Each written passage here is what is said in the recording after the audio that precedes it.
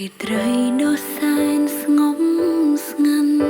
ខ្យល់ផាត់ចិត្តសែនរហើយអោចិត្តខ្ញុំអើយក៏ដល់រីមរាក្តីស្នេហ៍នាងគ្មាននាងណាកំណន់ជួមឬព្រួតគឺជាវានអ្នកកំណត់វាសនាចូលក្នុងជីវិតស្រី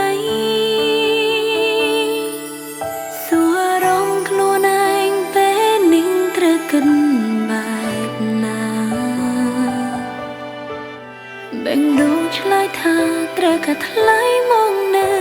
ក្បែរប្រយោគស្នេហ៍ច្រៀងផ្ដាំតាមខាងភ្លឺថ្លាចង់ប្រាប់ថាបានលឺដល់ស្រី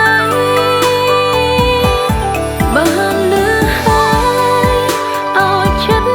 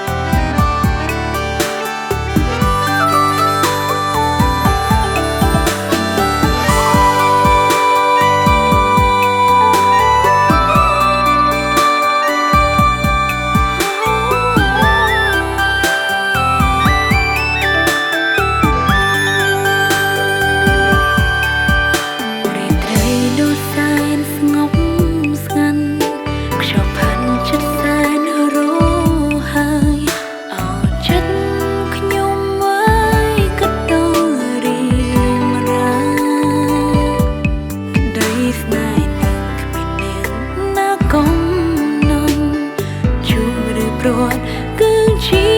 វានដែលកំណត់វាសនាចូលក្នុងជីវិតស្រីសួរអារម្មណ៍ខ្លួនឯងពេលនាងត្រូវកិន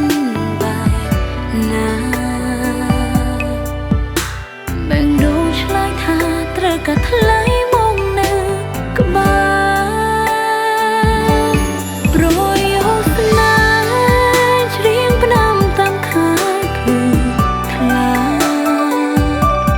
ចង់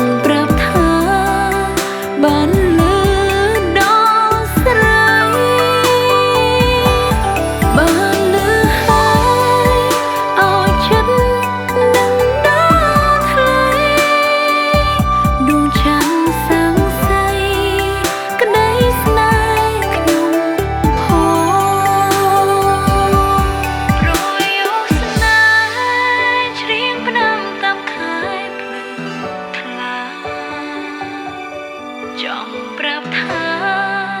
បានលឺដល់ស្រីបានលឺហើយឲ្យចិត្តនឹងដល់ថ្លៃដួងច័ន្ទសាំងសៃក្តីស្នេហ៍ខ្ញុំច័ន្ទនោមទៀងស្រីតើប្រាម៉ួយគេដឹងផង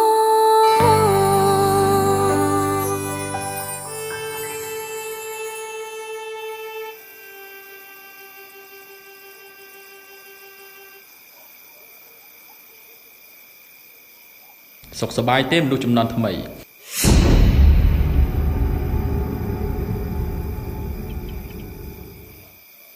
ឯងភ្លេចការស្លាប់របស់ប្អូនស្រីយើងហើយមែនទេជាតិ